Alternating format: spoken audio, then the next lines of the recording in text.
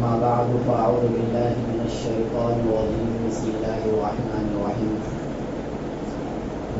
يا أيها الذين آمنوا اذكروا نعمة الله عليكم إذ جاءتكم جنود فأرسلنا عليهم ريحا وجنودا لم تروها وكان الله بما تعملون بصيرا صدق الله العظيم. سامعین محترم اور معزز ساتھی، ہم جن حالات سے گزر رہے ہیں یہ حالات آزمائشوں کے حالات ہیں. اللہ تعالیٰ کی طرف سے آزمائش یہ ہماری ہو رہی ہے. اللہ یہ دیکھنا چاہتے ہیں ان حالات میں کہ کن لوگوں کو ہمارے وعدوں پر یقین ہے اور وہ کون لوگ ہیں جو ہمارے وعدے کو جھوٹ سمجھتے ہیں. کس کا حسن ظن ہمارے ساتھ ہے اور کس کا سوء ظن ہمارے ساتھ ہے. اللہ یہ دیکھنا چاہتے ہیں کہ ان حالات میں کون صبر کرتا ہے اور کون گھبرا کر یا تو ایمان سے پھر جاتے ہیں یا منافقت اختیار کر دیتے ہیں. اور ایسے حالات اللہ تعالیٰ کی طرف سے ہمیشہ آئے ہیں، ہر زمانے میں، ہر پیغمبر کے زمانے میں اور ہمارے نبی صلی اللہ علیہ وسلم کے زمانے میں بھی. جب انعامات بڑے ملنے ہوتے ہیں تو حالات بھی بڑے آتے ہیں. جب دنیا میں کوئی بڑا انقلاب آنے کو ہوتا ہے تو اس سے پہلے حالات بھی بہت ہی خطرناک آتے ہیں. یہ حالات اس لیے نہیں آتے ہیں کہ تاکہ مومنین پر ظلم ہو، تاکہ ایک ایک کر کے تمام مومنین ختم ہوتے چلے جائیں، بلکہ حالات اس لیے آتے ہیں تاکہ منافقین الگ ہو جائے اور مومنین الگ ہو جائے. حالات اس لیے آتے ہیں تاکہ اللہ مومنین کو یہ بتلا دے کہ جو تم سے دوستی کا وعدہ رکھتے تھے اور یہ کہتے تھے ہم تمہارے دوست ہیں، وہ آپ کے دوست نہیں ہیں. بظاہر ایسا لگتا تھا کہ یہ دوست ہیں، لیکن جب حالات آئے، مصائب آئے تو ان لوگوں نے ہمارا ساتھ چھوڑ دیا. جیسا کہ اللہ کے نبی صلی اللہ علیہ وسلم کے ساتھ غزوہ احد میں ہوا. جب تک مومنین کے حالات اچھے تھے، غزوہ بدر جیت گئے تو منافقین بھی آپ کے ساتھ ہو گئے، اس زمانے کے یہود بھی آپ کے ساتھ ہو گئے. لیکن غزوہ احد میں جب بظاہر تھوڑی سی شکست ہوئی تو لوگ کھسکنا شروع ہو گئے، پھر ان کو بھی جوش آنے لگا. تو اس طریقے سے ہر زمانے میں ہوتا ہے. میں نے بھی جو آیت پڑھی ہے وہ غزوہ احزاب اور غزوہ خندق سے متعلق ہے. پورا واقعہ بیان کرنا مقصود نہیں، اللہ تعالیٰ نے جو نقشہ کھینچا ہے وہ بتلانا مقصد ہے. کہ جب مدینہ کے اندر، میں نے اس سے پہلے ہفتے بتایا کہ 3 قبیلے آباد تھے یہودیوں کے، جو بڑے بڑے قبیلے تھے، جن میں سے بنو قینقاع کو تو سب سے پہلے جلا وطن کیا گیا. دوسرے نمبر پر جو قبیلہ تھا وہ بنو نذیر کا قبیلہ تھا، جس کے اوپر پوری سورہ حشر اتری ہے. جب اس قبیلے کو بھی مدینے سے باہر کیا گیا تو مدینہ سے باہر جانے کے بعد یہ لوگ چین سے نہیں رہے. ان کے دل میں دشمنی بیٹھ گئی تھی مسلمانوں کی. تو وہ جو کفار مکہ، ابھی تک غزوہ بدر، غزوہ احد ہوا تھا، ان 2 لڑائیوں سے وہ ٹوٹ چکے تھے. ایک طریقے سے وہ تیسری مرتبہ مقابلہ کرنے کے لیے آنے کو تیار نہیں تھے وہ لوگ. کیونکہ اگرچہ غزوہ احد کے اندر ان کو ایسا لگ رہا تھا کہ ہماری جیت ہوئی ہے، لیکن لوگ ان کے بھی مارے گئے تھے، ان کے بھی بہت سے سامان خراب ہوئے تھے. تو چنانچہ وہ لوگ تیار نہیں تھے، لیکن یہودیوں نے ان لوگوں کو تیار کیا. اور مکہ کے اور دوسرے قبیلے کفار قریش کے علاوہ جو اور بھی دوسرے قبیلے تھے، بنو اسلم، بنو غطفان وغیرہ کا جو قبیلہ تھا، وہ لوگ بھی تیار ہوئے. ایدن مدینے میں صرف ایک قبیلہ رہ گیا تھا، بنو قریظہ. انہوں نے اندر سے سازشیں کرنا شروع کیا کہ جب آپ آؤ گے تو ہم تمہارے ساتھ ہیں.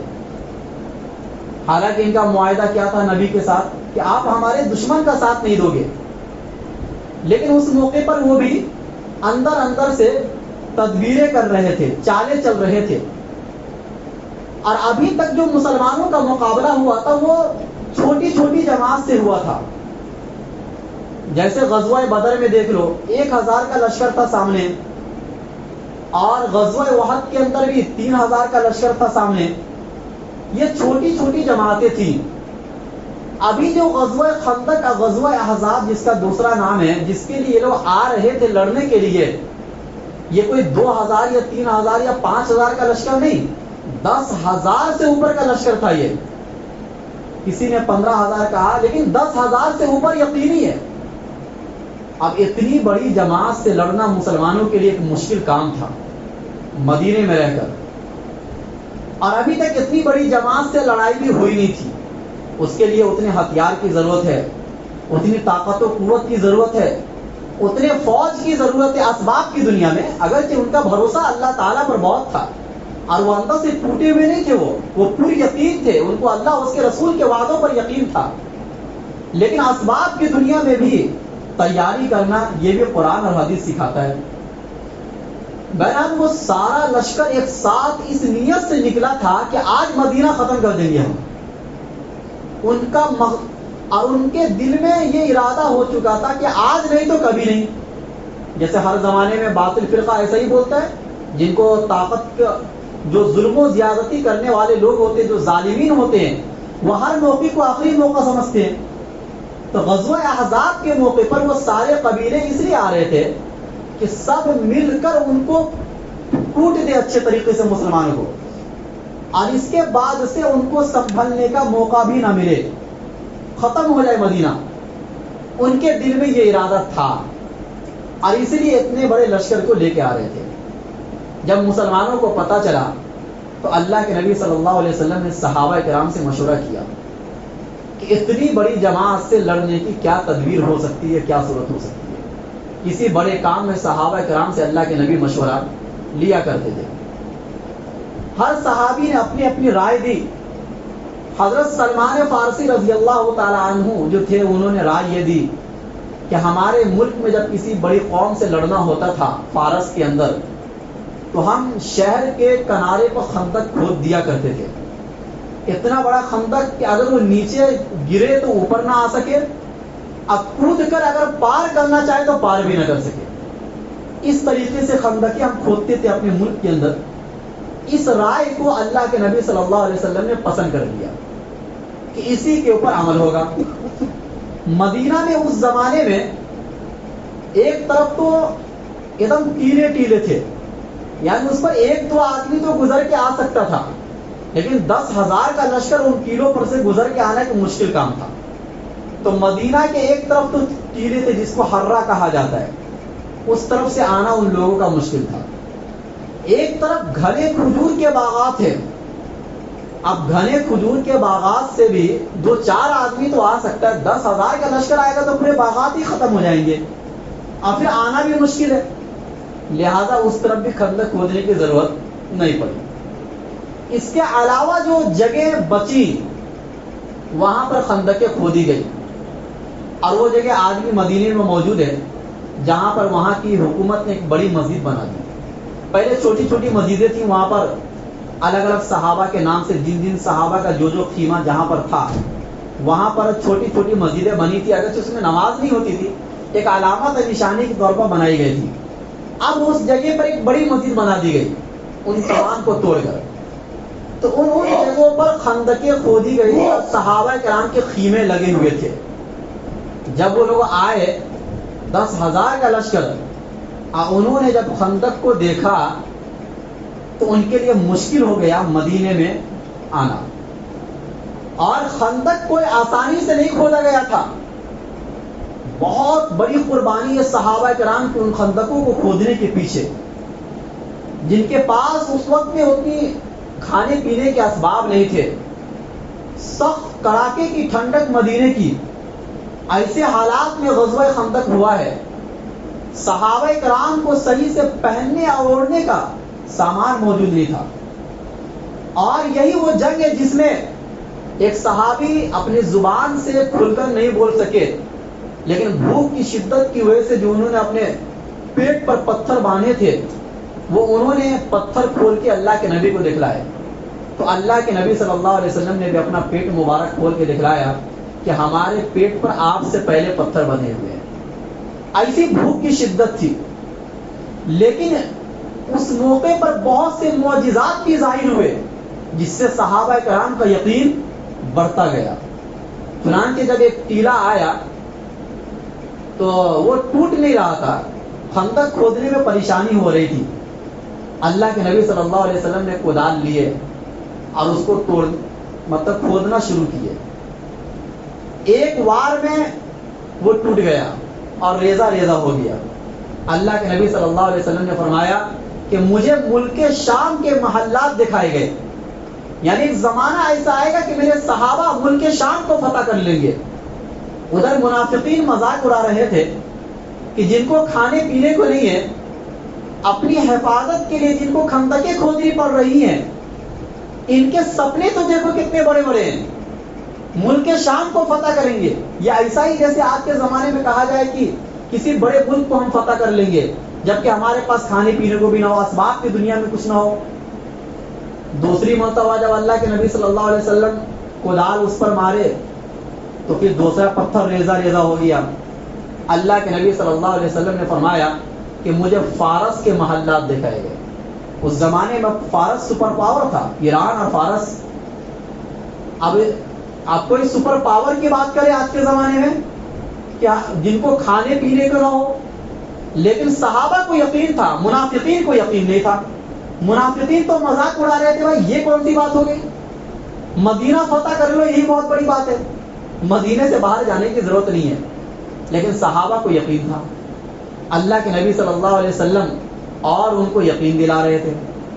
جب تیسری مرتبہ کدال مارے پھر وہ پتھر ریزہ ریزہ ہو گیا، تو اللہ کے نبی صلی اللہ علیہ وسلم نے فرمایا کہ مجھے یمن کے محلات دکھائے گئے۔ مطلب یہ زمانہ آئے گا کہ جب روم اور فارس اور یمن سب مسلمانوں کے زیر نگی آ جائیں گے، اور وہ عمر فاروق رضی اللہ تعالیٰ عنہ کے زمانے میں وہ واقعہ بھی ہوا کہ یہ سارے ملک مسلمانوں کے ماتحت آ گئے۔ بہرحال اسی وقت میں ایک ایسا بھی معجزہ ظاہر ہوا، ایک صحابی تھے، ان کا گھر غزوہ خندق جہاں پر کھودا جا رہا تھا اس کے قریب ہی تھا۔ انہوں نے اپنی اہلیہ سے جا کے کہا کہ میں نے نبی صلی اللہ علیہ وسلم کے جسم مبارک میں بھوک کی شدت کو محسوس کیا ہے، اگر آپ کے گھر میں کچھ ہو تو تیار رکھو، میں نبی کو بلا کر لاتا ہوں۔ تو ان کے اہلیہ نے کہا کہ بکری کا چھوٹا سا بچہ یہ ذبح کر دو اور ہم جو ہے جو کی روٹی بنا لیتے ہیں۔ چنانچہ کہا ٹھیک ہے، لیکن زیادہ لوگوں کو نہ بلانا، دو چار آدمی آ جائے نبی کے ساتھ اتنا کافی ہے۔ اور اللہ کے نبی صلی اللہ علیہ وسلم کو چپکے سے کان میں کہنا۔ چنانچہ وہ صحابی آئے اور اللہ کے نبی صلی اللہ علیہ وسلم کو انہوں نے چپکے سے کان میں کہا، لیکن اللہ کے نبی صلی اللہ علیہ وسلم نے صحابہ کرام سے فرمایا چلو فلاں صحابی کے گھر میں تم سب کی دعوت ہے۔ اب وہ صحابی تو ڈر گئے کہ بھائی اتنے سارے لوگ جائیں گے، ایک چھوٹی سی بکری میں کتنی کتنی بوٹی آئے گی ان لوگوں کو۔ لیکن جب وہ اپنی اہلیہ سے جا کر انہوں نے کہا، ان کی اہلیہ نے کہا کہ کیا تم نے زور سے کہا تھا یا یہ بات نبی نے کہی ہے؟ تو صحابی نے کہا کہ نبی نے یہ بات کہی ہے۔ تو ان کے اہلیہ نے کہا کہ گھبرانے کی ضرورت نہیں ہے، جنہوں نے دعوت دی ہے وہ پورا کریں گے۔ چنانچہ 10 کر کے صحابہ کرام جاتے گئے، کھاتے گئے، اور ہزاروں سے اوپر کے لشکر تھے صحابہ کرام میں بھی، 1000 تو یقینی ہے، اس سے بھی زیادہ۔ تو تمام صحابہ کرام کھانے سے فارغ ہو گئے اور کھانا جوں کا توں ویسے ہی تھا۔ یہ اللہ کے نبی صلی اللہ علیہ وسلم کا معجزہ اس موقع پر ظاہر ہوا، لیکن یہ معجزہ اچانک ظاہر نہیں ہوا، پہلے بڑی قربانی دینی پڑی صحابہ کرام کو، اور ایسا ہر موقع پر نہیں ہوتا تھا کہ جب بھی بھوک لگے تو کھانا کیا ہو جائے، زیادہ ہو جائے۔ یہ کبھی کبھی معجزات ظاہر ہوتے تھے اللہ کے حکم سے، صحابہ کے یقین کو اور بڑھانے کے لیے، لیکن یہ یقین کو بڑھانے کا سبب پہلے صحابہ تیار کرتے تھے، پہلے قربانی دیتے تھے اور اس کے بعد یہ سبب ظاہر ہوتا تھا۔ چنانچہ ان چیزوں کو دیکھ کر صحابہ کا ایمان اور بڑھا۔ اللہ کے نبی صلی اللہ علیہ وسلم کئی دنوں کے محاصرے کے بعد جب حالت اور بگڑنے لگی صحابہ کرام کی، تو اللہ تعالیٰ کے سامنے اللہ کے نبی صلی اللہ علیہ وسلم نے اپنا ہاتھ اٹھا دیا اور یہ فرمایا کہ اللہ آپ ان کو بھی ہلاک و برباد فرمائیں، چونکہ اب مقابلہ تو بہت مشکل ہے، خندقیں کھود دی گئی نا، نہ ادھر کے لوگ ادھر آ سکتے نہ ادھر کے لوگ ادھر جا سکتے۔ چنانچہ اللہ تعالیٰ نے ایک تیز ہوا رات کے وقت میں چلائی، اور ایسی تیز و تند ہوا جو کسی زمانے میں قوم عاد قوم سمود کو آئی تھی، ایسی ہواؤں کے ذریعے سے اللہ تعالیٰ نے ان تمام لشکروں کو ایسا بھگایا ہے راتوں رات کہ جب وہ لوگ بھاگنے لگے تو ان کو یہ بھی نہیں پتا چلا کہ ہمارے اونٹ کی رسیاں کسی لکڑی سے بندھی ہوئی ہے، وہ جانور کو یوں ہی بھگا رہے تھے، اور وہ سارے سامان اور سارے آلات سب چھوڑ کے بھاگ گئے۔ جب صبح ہو کر مسلمان اٹھے تو دیکھے سارا میدان کیا ہے، خالی ہے، اور وہ سارا مال غنیمت ان کے ہاتھ آ گیا۔ اور اس کے بعد پھر اللہ کے نبی صلی اللہ علیہ وسلم نے فرمایا کہ اب اس کے بعد سے ہم ان کا مقابلہ کریں گے، یہ ہمارے مقابلے پر کبھی نہیں آئیں گے۔ یہ خطرناک حالات تھے۔ اللہ تعالیٰ نے اس کا نقشہ قرآن کریم میں کچھ اس انداز سے کھینچا ہے کہ یا ایھا الذین آمنوا اذکروا نعمت اللہ علیکم، اے ایمان والو تم اللہ کی اس نعمت کو یاد کرو جو اللہ نے تمہارے پر کیا تھا۔ اور یہ نعمت ایسا نہیں کہ صحابہ کے ساتھ خاص ہے، اللہ نے یا ایھا الذین آمنوا کا لفظ استعمال کر کے فرمایا کہ ایسی قربانی کے بعد، ایسی آزمائش کے بعد ہر زمانے میں میرا بڑا انعام اترتا ہے۔ یا ایھا الذین آمنوا اذکروا نعمت اللہ علیکم اذ جاءتکم جنود، جب تمہارے پاس بہت بڑا لشکر آیا تھا کفار مکہ کا، فارسلنا علیہم ریحا، تو ہم نے ان کے اوپر ہواؤں کو بھیج دیا تھا، وجنودا لم تروها، اور ایسے لشکروں کو یعنی فرشتے کے ایسے لشکروں کو میں نے بھیجا تھا جس کو تم دیکھ نہیں سکتے تھے۔ فرشتوں کے لشکر نے آ کر ان کے دلوں میں مسلمانوں کا رعب اور خوف ڈال دیا تھا۔ وَكَانَ اللَّهُ بِمَا تَعْمَلُونَ بَصِيرًا، اور اے مسلمان تمہیں ایسا لگ رہا تھا کہ اللہ ان حالات سے بے خبر ہے، نہ، اللہ تو ان تمام کاموں کو جو تم کر رہے تھے وہ باخبر تھا۔ اللہ دیکھ رہا تھا کہ تم خندقیں کھود رہے ہو اور تمہیں بھوک کی شدت محسوس ہو رہی ہے۔ اللہ دیکھ رہا تھا کہ نبی صلی اللہ علیہ وسلم کے پیٹ مبارک پر پتھر بدے ہوئے ہیں۔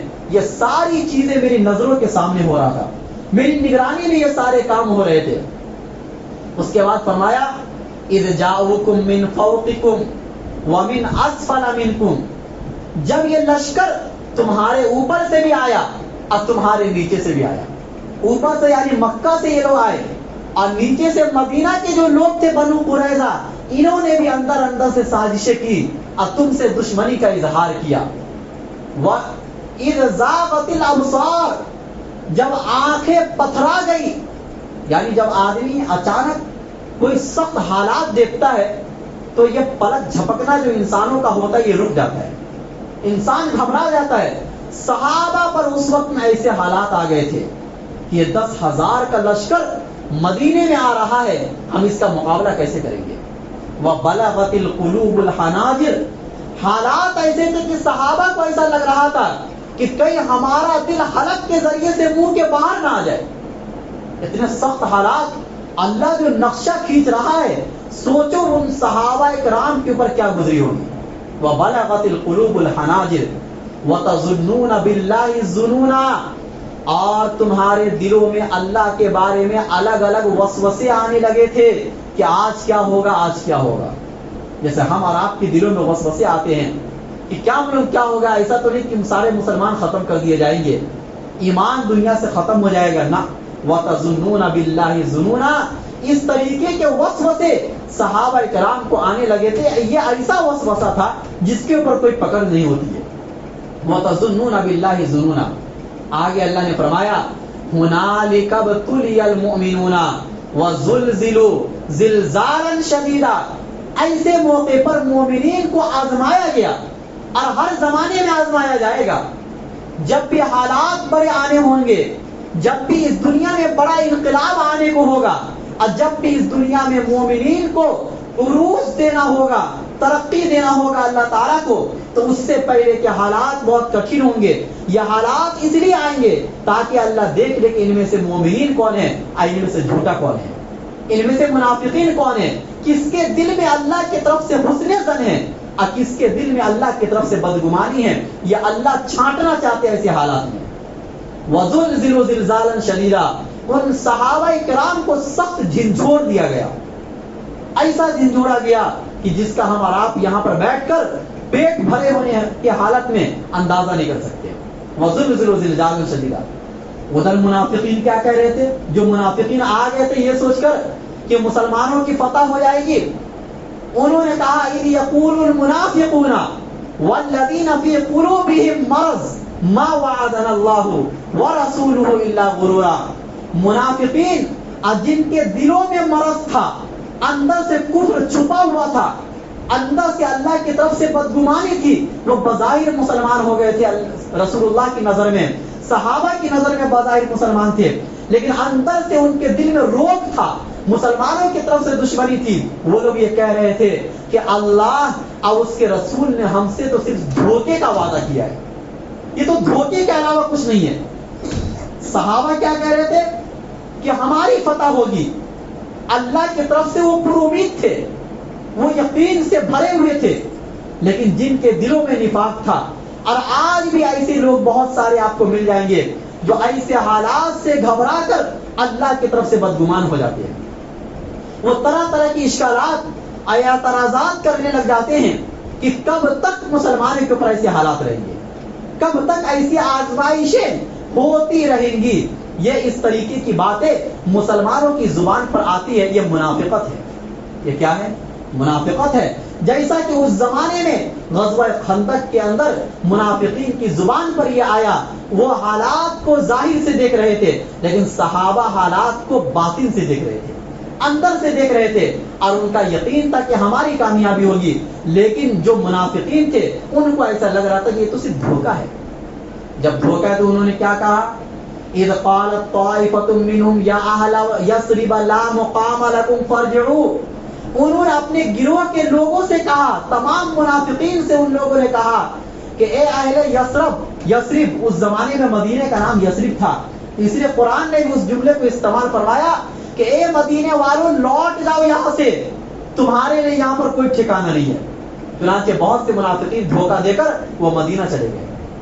کچھ لوگ اور آئے اور اللہ کے نبی سے کہا کہ ہمارے گھر مدینے میں ہیں، ہماری بیوی بال بچے مدینے میں ہیں، ان کے ٹھکانے محفوظ نہیں ہیں، ہمیں مدینے جانے کو. اللہ کے نبی نے کچھ نے کہا، وہ لوگ بھی مدینے چلے گئے. حالانکہ اللہ نے فرمایا وما ہی بعورہ، ان کے گھر محفوظ تھے. جب خندقیں کھود دی گئی، مدینے میں کوئی دشمن نہیں آ سکتا تھا، تو پھر گھبرانے کی کیا ضرورت تھی. لیکن جن کے دلوں میں نفاق تھا وہ ڈر گئے، وہ حالات سے گھبرا گئے. اس سے پتہ چلا کہ حالات سے گھبرانا یہ منافقوں کی علامت ہے، اور حالات آنے کے بعد حالات سے اور پر امید ہونا اور اپنے اعمال کو صحیح کرنا اور اللہ سے یقین کو مضبوط کرنا یہ ایمان والوں کی علامت ہے. چنانچہ اللہ تعالیٰ نے ایک جگہ پر فرمایا ام حسبتم ان تدخلوا الجنۃ، کیا تم نے یہ گمان کر لیا کہ تم جنت میں یوں ہی داخل ہو جاؤ گے؟ دیکھو نارمل حالات میں جنت میں جانا آسان ہوتا ہے، آدمی 5 نماز کی پابندی کر لے، زکوٰۃ ادا کر لے. لیکن جب حالات آزمائش کا آ جائے تو اس وقت میں جنت صرف نماز اور روزے سے نہیں ملا کرتی ہے. اس وقت میں جنت حالات کا مقابلہ کرنے سے ملتا ہے. جس طریقے سے مکہ کے 13 سال جب تک ہجرت کا حکم نہیں آیا تھا، مکہ کی اس کٹھن زندگی میں صحابہ کرام کو صبر کرنے پر جنت ملا، لیکن جب ہجرت کا حکم آ گیا تو اب اس وقت میں ایمان اور کفر کی علامت ہجرت بن گئی.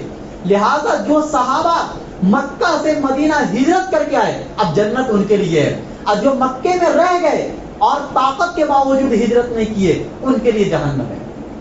اگرچہ آپ نے کتنے بھی حالات سے مقابلہ کیا ہو، لیکن اس وقت میں جنت کی علامت ہجرت بن گئی. جب صحابہ مدینے میں آ گئے تو اب غزوہ بدر میں جا کے لڑنا، احد میں جا کر لڑنا، خندق میں جا کر لڑنا، اب جنت حاصل کرنا 3 طریقوں سے حاصل کرو. ہر زمانے کے حالات جنت کو حاصل کرنے کے الگ الگ ہوا کرتے ہیں، ایک جیسے حالات اس دنیا کے اندر نہیں ہوتے۔ تو آج کے حالات اگر جنت آپ کو حاصل کرنا ہے تو آزمائشوں سے گزرنا پڑے گا۔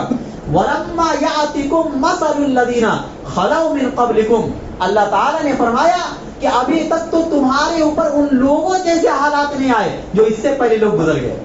پہلے کے نبی، اب پہلے کے جو صحابہ کرام تھے، ان کے نبیوں کے صحابہ، ان پر ایسے ایسے حالات آئے ہیں کہ لوہے کی کنگھیوں سے ان کے جسموں کو کھرچ دیا گیا تھا، گڑھے بنا کر مسلمانوں کو اس میں آگ جلا کر نبیوں کو اور ان کے صحابہ کو ڈالا گیا تھا۔ چنانچہ فرمایا جب حالات بہت کٹھن ہو جاتے تھے، مسلمان مایوس ہونے لگ جاتے تھے اور ان کی زبان پر یہ آ جاتا تھا متی نصر اللہ، اللہ کی مدد کب آئے گی، تب اللہ کی طرف سے اعلان آتا تھا الا ان نصر اللہ قریب، مسلمانوں تھوڑا صبر کرو، بس اللہ کی مدد قریب ہے۔